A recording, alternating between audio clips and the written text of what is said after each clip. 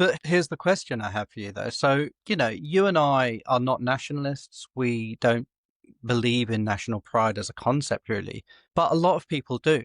And so it's all very well for us, for lack of a better term, liberally minded people or left leaning people. It's all very well for us to just be like, no, I'm not proud to be British or Australian or whatever. But we can sit there in that and stroke our beards and be satisfied with our stance on that. But that doesn't appeal to a lot of people. And so is it acceptable for left leaning political figures or parties to embrace that nationalist ideology in order to win votes? In the same way that you and I have talked on the podcast before about how PETA, People for the Ethical Treatment of Animals, employed mainstream sexist frameworks and, well, all sorts of problematic frameworks, sexist, racist, Yeah. homophobic frameworks, in order to try and get their message across. But I think this is where you have to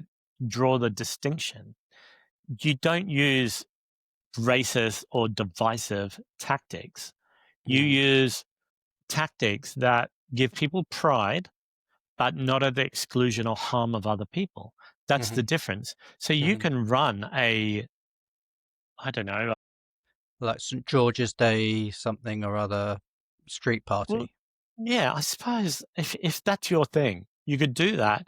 But as long as it recognizes and celebrates everybody who is a part of that. Like modern day Britain is not that imagined version of what it used to be. And it never was. That's a fallacy from the history books that were written by storytellers. It was Yeah. never like that. And the movement of people has never ceased here on this island. Like there are people coming, going.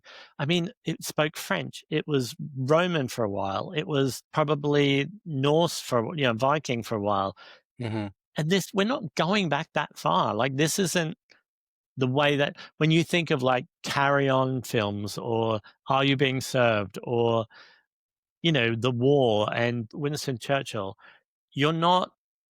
that's not the way it always was. And it No. was only like those sorts of snippets of things people are referencing were for minuscule amounts of time. And to say that you want to exclude people because they don't fit that narrative, well, it's just idiotic because that narrative is false and was creative.